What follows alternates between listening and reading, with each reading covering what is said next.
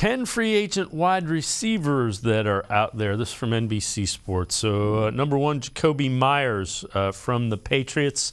26 years old, 6 touchdown passes. You see his numbers. Number 2, JuJu Smith-Schuster, also 26, almost 1,000 yards, 3 touchdowns for the Chiefs. Number 3, Lazard. You see the numbers for the Packers, 27 years old. This is a top 10 list. Number 6, Parris Campbell, 26, kind of ascending. First year where he has done pretty well for the Colts. Number 7, Mecole Hardman, 25 for the Chiefs. Has been banged up, so those catch total a little lower. When you look at those guys, anybody there intrigue you as far as skill set and fit for the Browns? JuJu Smith, Mecole Hardman, definitely some appeal with both of those players. And you look, you had success in Kansas City. In Kansas City, look, a lot of jet sweep motion, a lot of things that come off, the jet sweep motion, obviously the jet sweep itself, screen games that can come from that as well. These are players for me that definitely are appealing here. Again, everybody, when they say the Browns need to get more speed, possibly more separation in the wide receiver room, you're basically automatically thinking that maybe you want a player, Randy Moss-ish. No, I mean, this is a guy who, you're looking for guys who are, 2-3 steps into the route, have already won their route, and therefore are wide open and are open for a second and a half. So it gives your quarterback either A, time to find them, or B, able to work the route with them till they have the passing window to get the ball to them in space.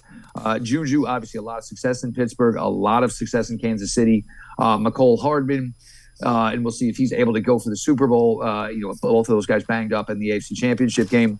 Mecole Hardman, I think he's a guy who is in Kansas City, and it's difficult for him because there's a lot of guys, and maybe for some, maybe they'd like to see Mecole Hardman maybe get a little bit more piece, of the action, so to speak. I think the Browns could offer him that. I think maybe he's a little, certainly gives you a better Anthony Schwartz, a more proven type of player that can do those things. And the other thing is speed. His speed speaks for itself. And again, it's somebody on the field that, regardless, even if he's not the top option, you've got to make sure you've got deep help looking at a player like this. Otherwise, you're in a position, where you're getting blazed down the middle for 70 yards as opposed to making a team go 8, 9, 10 yards on a drive, to score on you. But those two names right there, definitely appealing to me. I think you can kind of keep them in the roles they were with Kansas City, bring them over here, maybe expand on those roles. And it just gives you more avenues here for Deshaun Watson and Kevin Stefanski.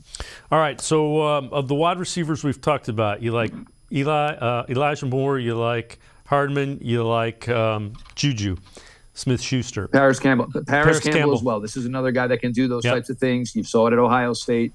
Jet sweeps, hand the ball a little bit, just, utilize that speed that he has 100%. Of those 4, you only get one. Which one you taking?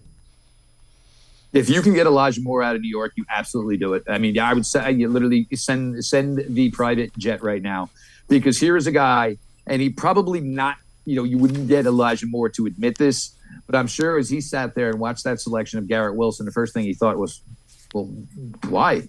I had a very successful rookie year. I've already played with Zach Wilson. Granted, things in New York have changed a ton. But with Elijah Moore, a guy who I think is certainly capable of 100 receptions per season, now you've got maybe a little bit aggravated, a little bit of a chip on his shoulder. He gets to come here, gets to play with Deshaun Watson, hopefully resurrect his career. If you can get Elijah Moore, by all means, that is something I am 110% in on.